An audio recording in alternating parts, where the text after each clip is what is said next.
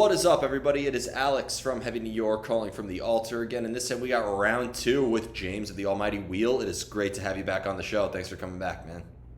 Thanks so much for having me. It's good to be here. Yeah, it's great to have you here as well because I think the last time I spoke to you, we were still kind of like going over moving backwards a little bit. I think it was still kind of like at the tail end of that cycle, or like we got like the first single from Resident Human, but we didn't even get that announced yet. But now we got Charismatic Leaders. This album is by far the best Wheel album to date. I love the other two, but this is definitely a pinnacle of what makes Wheel Wheel. Was there sort of like a preconceived vision behind this album? Was it meant to be kind of like a sequel or a continuation of Resident Human, or was it meant to be new uncharted territory for Wheel?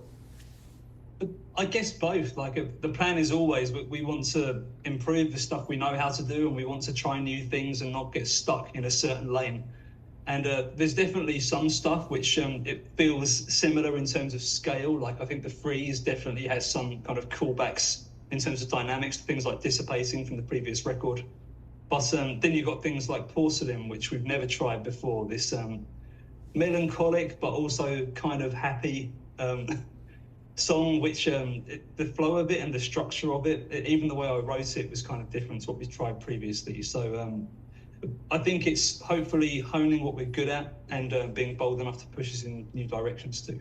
Yeah, prog metal having a melancholy song. I've never, no, But it's controversial, isn't it? Right. I mean, holy shit. Like, I mean, I've never seen that. Like, the porcupine, who, Opeth, what? No, I'm kidding.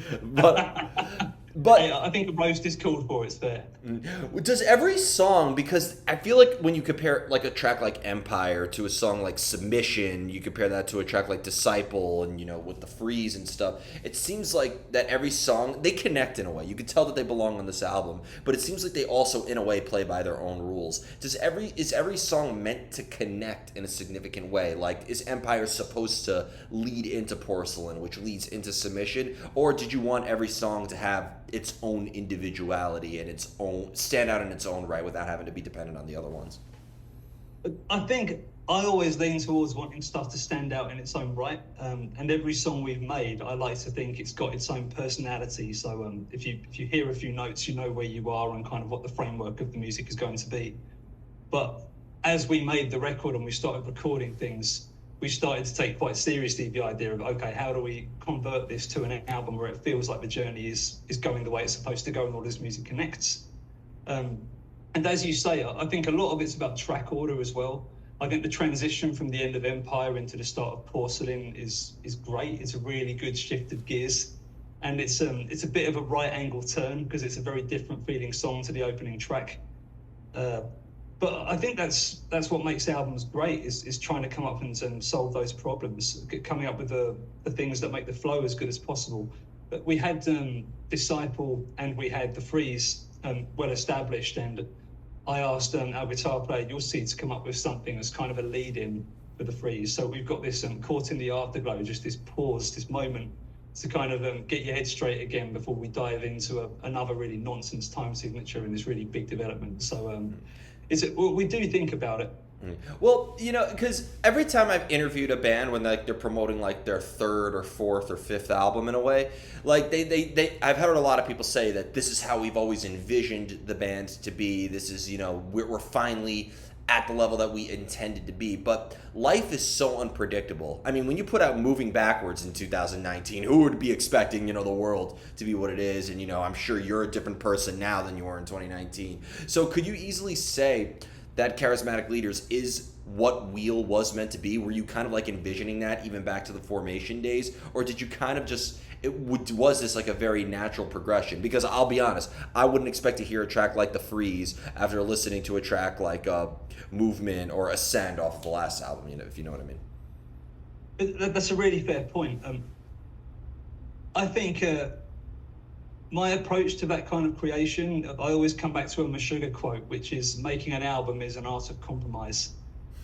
You've got this idea in your head of what it should be, and some of that's practical and realistic and some of it isn't. And kind of working out which one of those two things a certain idea is, you can't really tell until you're in the studio trying to track things. So trying to problem solve in real time. To be completely honest, we we had a lot of moments during the writing process for this one where we kind of wrote ourselves into a corner and thought, okay, I'm not sure where we should push the song into. But every time we ended up in these situations, we had to think on our feet and get creative. And I think that's what makes the music feel, like you said, that the songs connect on the album the way they do as well. Yeah. In terms of, is it the way I've always wanted Wheel to sound? I don't think I've ever really had a strong opinion about the way I want Wheel to sound. I think there's some consistent stuff, like there's the structure and arrangement focused songs, which is still kind of the most important part of the journey to us. And definitely we've gone for more kind of waxing philosophical in the lyrics. But beyond that, I think it's just fun to experiment and try new things. Yeah. Like even in terms of sound design, the start of Submission, I downloaded this plugin by a company called FabFilter, and it's supposed to emulate the filtering on old synthesizers. And I was just playing around with this, so the kind of main lead guitar hook from that song. And for example, that really pushed the track into a new direction, and that ultimately led us to the really weird clean section halfway through that song, which is nothing like what we've done previously. Yeah. But I think also we don't want to get stuck making the same album over and over again. I think it's really fun just trying to mix things up, and I think the more music we make, the more confident we are with trying new stuff, and the more willing we are to break the wheel. Yeah, I see what you did there. I went right in. But reinvent the wheel, break the wheel. There's so many puns that could be incorporated with your band, which I don't know if that was the meaning, but it's a genius band name right there. But it's funny you mentioned that too, because when it comes to, not to pigeonhole you guys by any means, but for lack of better words, being prog, and being on Inside Out music, of course you're freaking prog. But you mentioned you're so focused on the arrangements. A lot of people, maybe from the outside looking in, would almost be like they're not so focused on arrangement. And they're not saying that like it's a bad thing. It's just because there's so many different tempo changes, and you don't really repeat too many parts, that maybe you aren't so arrangement focused. You're not focusing on like the verse chorus structure. So when you're focusing on the arrangement, what structure are you kind of thinking of? Are you even really thinking about structure in a way when it doesn't follow a necessary grid? Which is why I think what makes prog is the fact that it doesn't have that repetitive sort of structure behind it. Well, I think that's a really great question. I've been having a chat with our drummer for the last 3 or 4 years about can you make songs catchy without having the Aerosmith chorus, the 6 or 7 choruses in the song. And again, there's nothing wrong with that. There's some great music that does that, but we like to challenge that stuff, as I mentioned previously. So if you think about Empire, for example, it's only really got 1 chorus in it at the end. And I think the hooks in that song come from parts in the guitar, parts in the lead. And there are some repeating themes that happen throughout the song. But I always think about structure and arrangement like a river. It's going to go where it goes. And, if you try and push it too hard one way, then it's going to find its own way to just push through and connect 2 things together. And I just think the journey has to be satisfying from beginning to end. But we're also very mindful about time. We live in a time where people can listen to basically all the media that's ever been created at the click of a button. So if we're demanding attention for someone to sit down and listen to an 11-minute song, I want to get the structure and the arrangement as close to perfect as I can get it. And I always think of it like a cake. On the top level, you've got the vocals, you've got the lyrics, but when you start digging further down, there are always moments of interconnectivity between the parts. In Submission, for example, there's this very heavy riff that kicks in with these hammer-ons fairly early in the song, and then that idea repeats at a slower tempo 9 minutes later or something. And there's lots of stuff like that happening under the hood in our music, where there are all these points of connection from the beginning to the end of the song, or we might recycle an idea from one instrument onto a different one. Maybe a part that starts in the guitar will end up in the vocals, for example. And that's kind of what I mean when I'm talking about the arrangement side. Just breaking what people expect to happen and hopefully doing it to a point where I can explain it really well by talking about Radiohead. Even though I think the music is far more conventional than what we're making, at least in terms of structure. Because, you don't really know where the phrasing is because they'll pick really weird repeats. Like maybe it will be 7 or 11 bars of something in 4. You just stop trying to think about it and count it, and you just let it wash over you. Yeah. And I think that's part of what makes me enjoy bands like Radiohead. So Yeah. I've always been trying to capture some of that in Wheel, where you stop trying to predict, okay, the chorus is going to come in again here, and instead it's just, all right, that's interesting, and where's it going to go? Okay. So it's just about trust and letting go, I think. Well, having you mentioned too, like, oh, we have a song that has one chorus.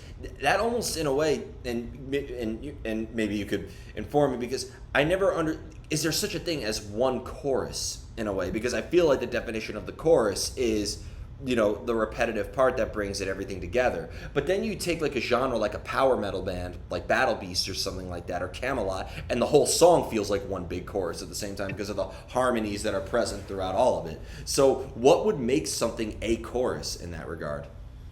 I think that's a really good point. To be honest, technically you're right. That's absolutely right. The whole notion of the chorus, it repeats. I think it's more of a feelings thing.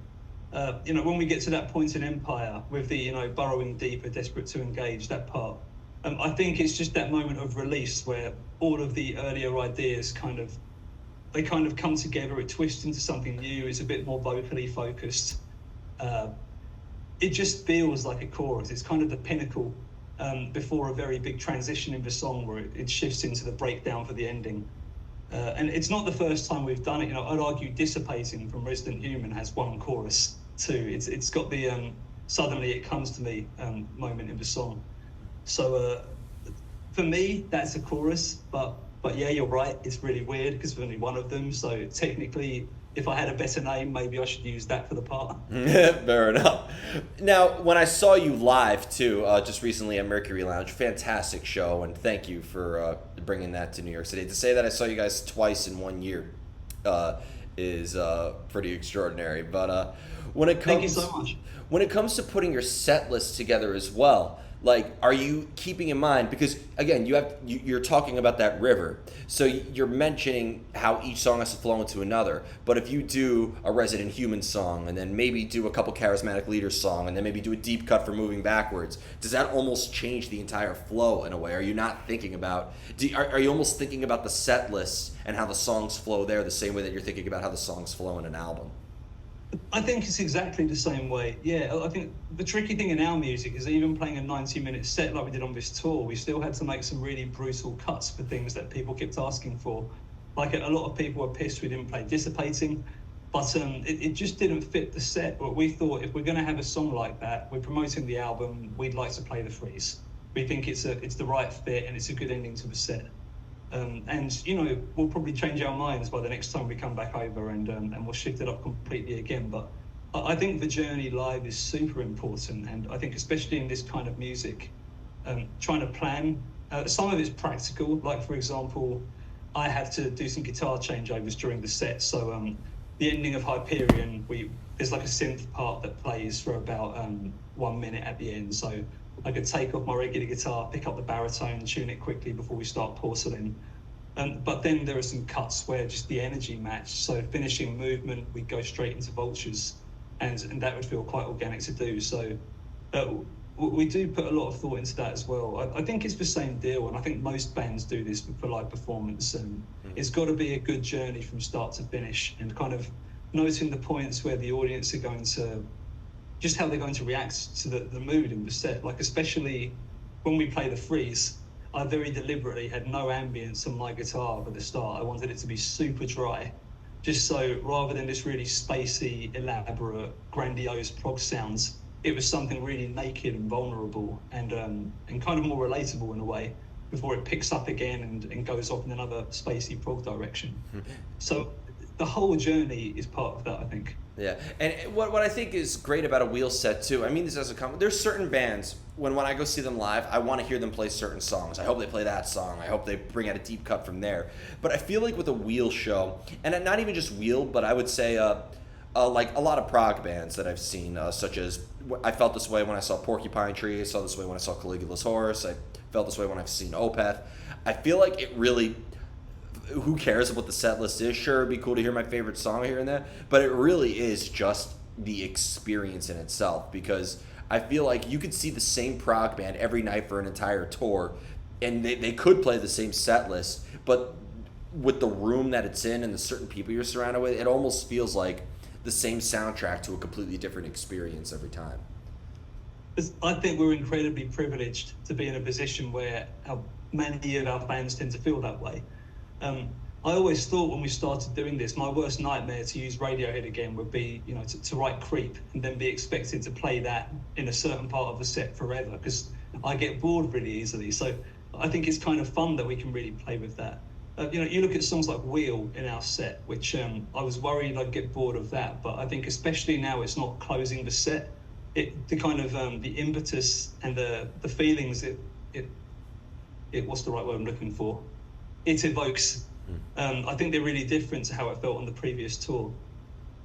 Yeah, I mean, I don't understand. Like, Disturbed has to end with Down with the Sickness every night, and they've been doing that for their entire career. Yeah. And kudos to them. I mean, look, Journey has been playing Don't Stop Believing every time, and people go see them live just to hear that. But in the end, their paychecks speak for itself in that regard, so maybe they don't care as much. But I couldn't agree with you more. To make a song, especially if you feel a connection with the song, and then you end up hating it, even though that song pays your bills, and that song, is a song everybody resonates with. If you have to do that every night, it is almost torturous in a way. And some people had comment being like, "Oh, you shouldn't complain about that. You put out a hit song, people love it." I'm like, okay, would you want to listen to the same song on repeat every day though? I think it also comes down to the difference between being an artist and being an entertainer, and I think being an artist is inherently selfish. But we're making the stuff we want to hear. We're experimenting with the ideas that interest us. So I think part of that flow is just trusting the fact that we might not be able to control how people are going to react to it. But even if we release our next album and people don't think it's as good as Charismatic Leaders, just trusting that it still has value, and that just trying to please ourselves is how you make great music. I know Meshuggah, for example, a lot of what they do with their rhythm writing is just keeping themselves interested. They've been doing this for a long, long time. And when they wrote Broken Cog on the previous album, which is just, it's a crazy good track. And they don't really have something like that in the set. So as an opener, I think that's super powerful. It's something they were kind of missing, but they haven't written it cynically. Hey, we don't have that opening song, let's make it. It just came out organically, and now it really fits the rest of their repertoire. So when I say an entertainer, I mean more like someone who's been on Idols, who's doing covers or whatnot. Yeah. And again, this isn't about value. Of course, many people making that kind of music, they make stuff which is value too. It's just not what I'm interested in making, and it's not why we started this band. I think being able to entertain in itself is an art form within itself too. Like for a Wheel show, I find it very entertaining, don't get me wrong, but again, it's an experience that I get lost to. I couldn't care what kind of moves you're doing with the guitar or what you would say in between songs. I go to a Wheel show, I get lost in the music and just kind of vibe out in a way. When I was seeing at the show at Mercury Lounge, I was watching you guys while sitting on the couch and just kind of vibing out in a way. But I feel like when you are an entertainer where you have to engage with your audience, that alone is an art within itself. I know plenty of people who cannot play a note on the guitar to save their life, can't sing in key if you put a gun to their head, but when they engage their audience and the way that they connect with their audience and the way that they're able to make people just have a good time by being who they are on stage, that alone is a talent within itself. Absolutely, yeah. And I think repetition is the key. The more you do it, the more comfortable you become. This is the first headline tour we've done since 2020. We did one just before COVID in Europe after moving backwards. And it's very different to being a support band. And I think with this tour kind of taught us how to be the headliner. We were kind of working out, what matters to us, what are the things that we really want to keep in the set. And something that's always on my mind is, as much as I agree with you, it's about this sonic journey and it's about getting lost in it, I also don't want to end up being too careful and too worried about being accurate, because I'd rather we rock out more and make a few mistakes than stand perfectly still and play clinically perfectly. And again, I'm not necessarily right for every other band. That's just what feels right for us. Yeah. The parts where it's really big and really heavy and Wheel, I think we're supposed to go nuts with it. That's the kind of rock and roll side of what we do. Yeah. And I think marrying that with the kind of abstract side of prog, these days, I think that's kind of what makes Wheel. Yeah, and I think that's what makes the show so entertaining as well and mesmerizing, and we will definitely keep me coming back. And you led me perfectly into the final question I wanted to ask you. It's kind of like a question I've been asking every artist, almost like a debate. I get different answers for it. And that's, we all evolve as artists one way or another. We all want to grow and we all want to develop. In terms of how we grow as an artist, and this could have, whether you're play music or you paint or you do photography, whatever medium you work with, we all want to grow one way. Is growth as an artist something you have control over? Can you control your own evolution and your own growth or dictate where it goes? Or do you just kind of have to roll with the punches or kind of like go with the flow and let the evolution sort of happen on its own? It's a really great question. To be honest, I think there's truth on both sides. I think part of what we do is very deliberate. For example, if I find a riff that really interests me, and I might think, hey, this is going to be a big song, that's a conscious decision I'm making, that this isn't going to be 4 minutes. I think I can get much more distance out of this, and for the journey to be satisfying, this should be longer. And in comparison, like with Disciple, this one feels like it should be shorter and punchier. Those are conscious choices, but the way that evolution happens, I think, is just repetition. I think the hardest thing as any kind of artist is this fear of the blank page. And the only way around that is you write and you accept the fact that you're going to suck and fail sometimes. 90% of what I write for Wheel, because I'm still doing most of the writing myself, no one ever hears. And when I'm making a Pro Tools session, for example, for the Freeze, I think I ended up with well over 1 hour of audio with just these different ideas that I'd considered to fit into the song. And really, it's more about what you're going to take out than what you're going to put in. So I think the craft comes in when you're not sure, and kind of understanding you want that river to carve its way and helping it do so.